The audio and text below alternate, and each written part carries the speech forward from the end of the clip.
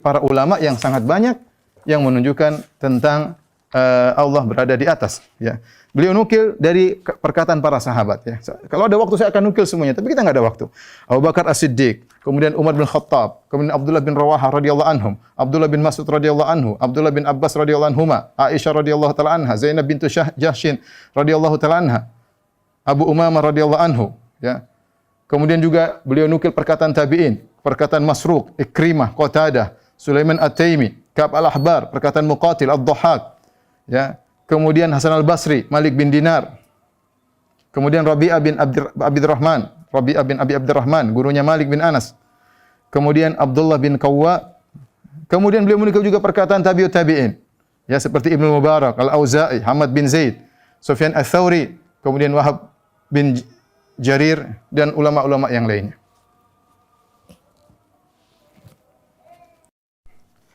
Jadi tadi Ibnu Qayyim menyebutkan 9 nama sahabat, kemudian tabi'in ada 12 tabi'in dan tabi'ut tabi'in ada sekitar 5 tabi'ut tabi'in, ya.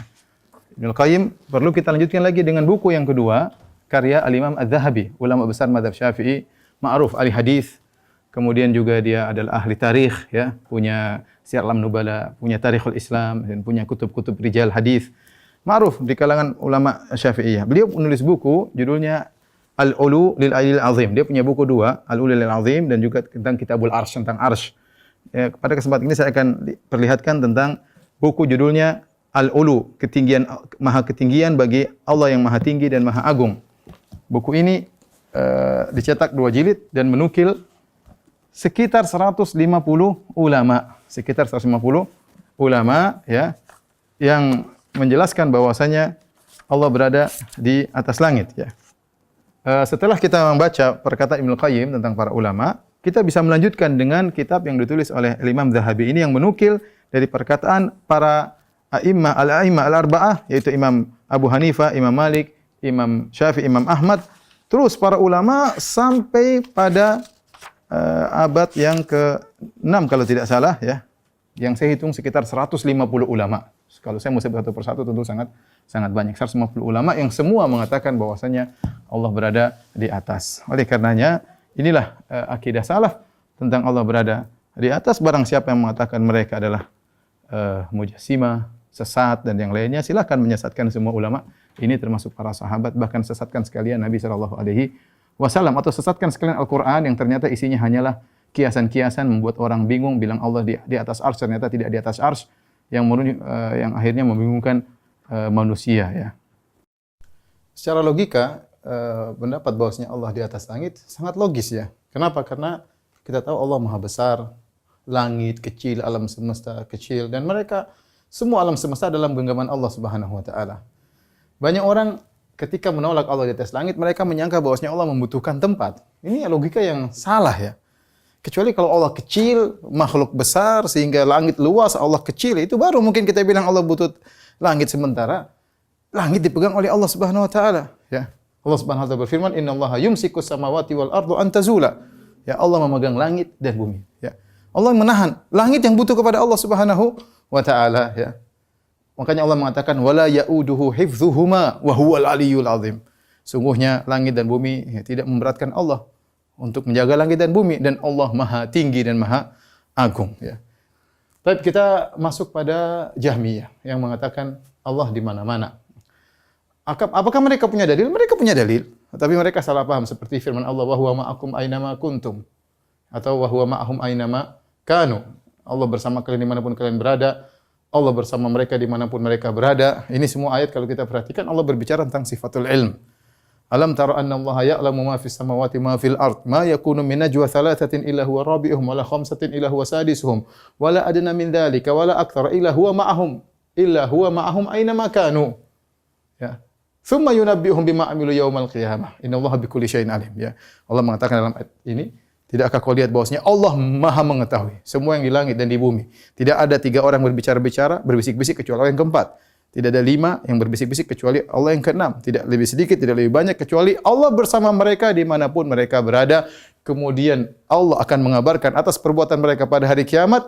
Innallaha bikulli syai'in alim, sungguhnya Allah Maha mengetahui atas segala sesuatu. Lihat ayat ini, kata Imam Ahmad, Allah buka dengan sifat ilmu dan Allah tutup dengan sifat ilmu. Jadi maksudnya di mana-mana adalah ilmu Allah.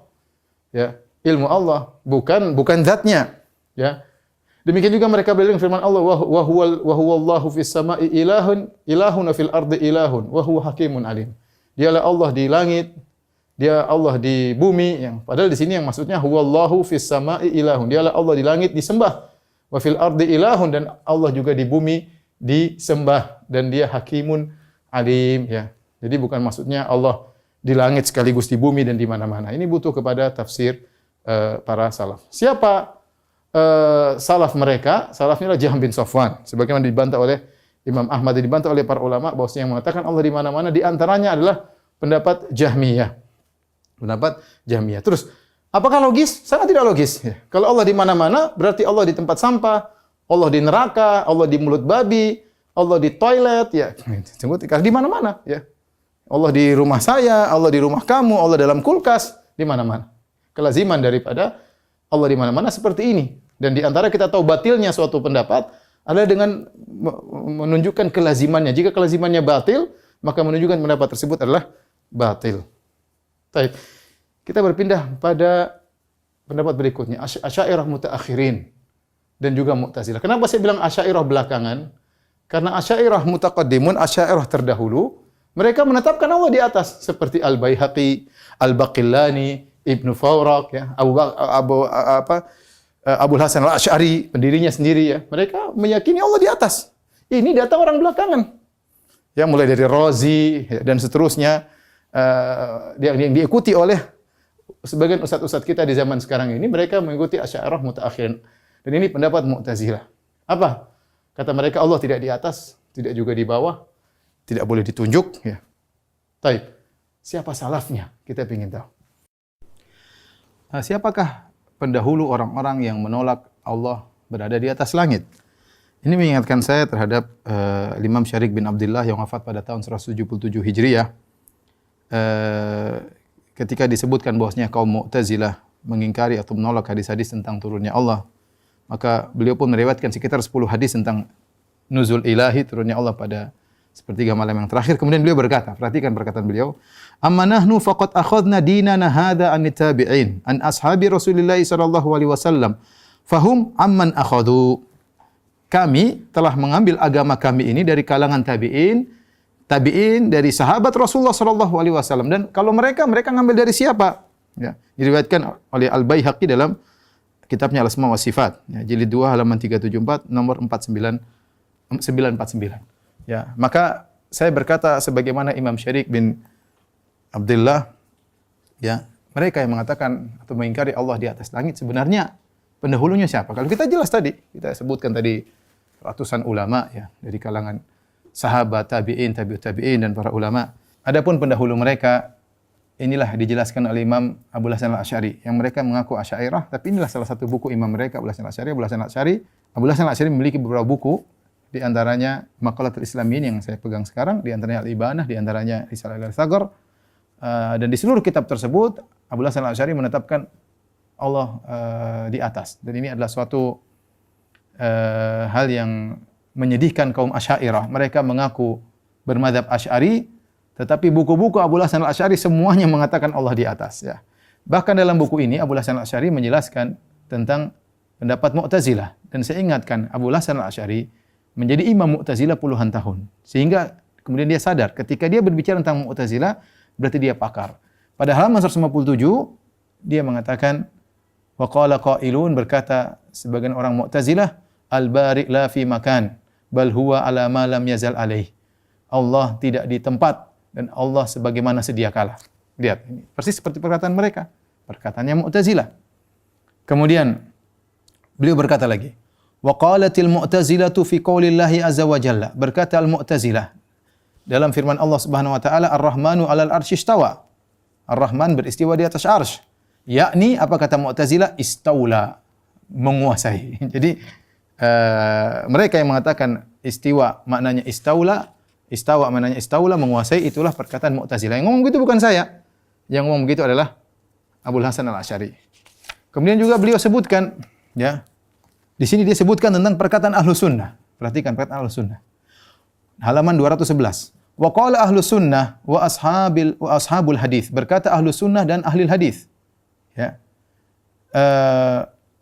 Wa annahu 'alal arsy kama qala azza wa jalla.